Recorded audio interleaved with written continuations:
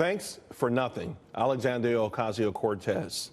That's what a new billboard in Times Square says. It's bashing the Democrat lawmaker over Amazon scrapping a second headquarters in New York City, taking thousands of jobs and billions of dollars with it. Alfredo Ortiz is the CEO of Job Creators Network, and, well, that's the group behind the billboard. We did call the Congresswoman. So far, no response. Wow, that's a heck of a billboard right in the heart of Times Square. Right down the street, that's right. You think she got the message? Well, we're hoping she got the message. I mean, all we're really trying to do is highlight a very, very important thing, and I know you've had some great conversations on many of the shows here as well, is that socialism takes and capitalism creates. And what this did here is socialism took from the fine New Yorkers here, 25,000 jobs. We estimate about $4 billion in lost annual wages, about $12 billion in lost economic activity. I mean, these are real numbers. And you talked about the tax incentive piece. She had a problem with, I guess she thought that there were $3 billion in sitting that somewhere in some fund, and they were going to write a check or something, right? Not an incentive that was going to be over many, many years. But when you look at it overall as the deal, which, by the way, it was Governor Cuomo and Mayor de Blasio that actually worked on this deal, right? So that the two CEOs of the state and of the city working on this deal, they thought it was a great deal. They brought it together. It was $27 billion of tax revenues over 25 years estimated at a cost of $3 billion. Look, I'm not a math major, but that sounds like good math to me. Those are some pretty good numbers. But then does this worry you about what we're seeing even on a larger scale? This, whether it's an embrace of socialism or a rejection of capitalism, it is a movement that is real.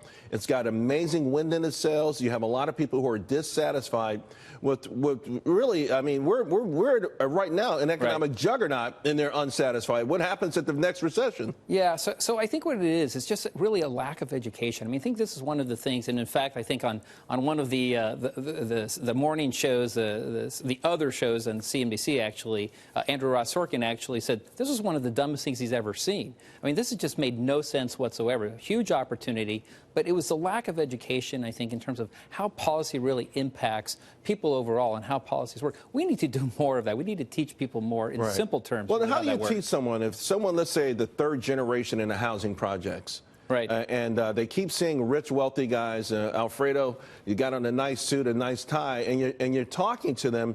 Sometimes they feel like you're mansplaining, like, you're talking down to them. So how do you get someone who feels like they're not a part of this great American experience, no one in their family is a part of it, get to buy into this without telling them in so many words that they're not educated?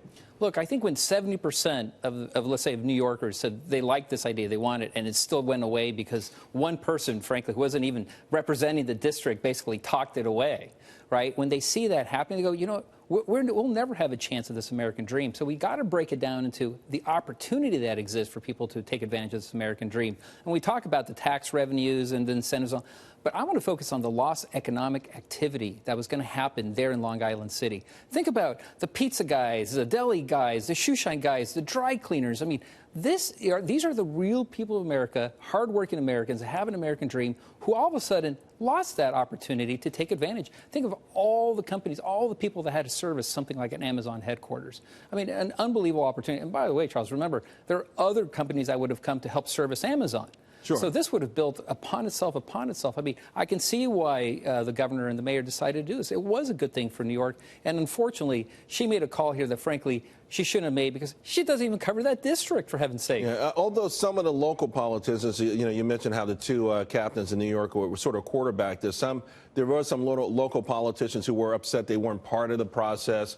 But I think this social justice idea is what's driving so-called economic policy, particularly within the Democratic Party, and it's gaining traction. And this is the thing that you wonder, what's the responsibility of business? For instance, I talk often about General Motors. A week ago, they posted their earnings. They made $3 billion in North America. They make nothing around the world, but they're letting people go in this country and keeping workers outside of this country. So where's the responsibility of capitalism almost to save itself from people in this country who are saying, I'm doing okay, but golly, look at those guys. Yeah, and I think that's where the opportunity does exist for companies to really do the right thing. I actually really believe that Amazon Amazon would have been the right corporate citizen. And I'm not here, trust me, trying to defend Amazon, but I'm defending this idea of capitalism, of the American dream. I mean, again, when you look at, for example, Nancy Pelosi, who called, the wage increases and the bonuses from the Tax Cut and Jobs Act, when she called that, basically crumbs. And then you take Alexandria Ocasio-Cortez, who takes these $150,000 per year jobs. That was the average one, 25,000 of them. And she calls those scraps. I mean, this all of a sudden becomes the party of basically crumbs and scraps, basically, right? So, but I think, as true corporate citizens, I really do believe they would have done right here. Well, and you see these companies do invest in their that billboard was community. fantastic. I'm glad you put it up, and I think a lot of people are going to start to think. Alfredo, thank you very much. Thank you, Charles. Appreciate it.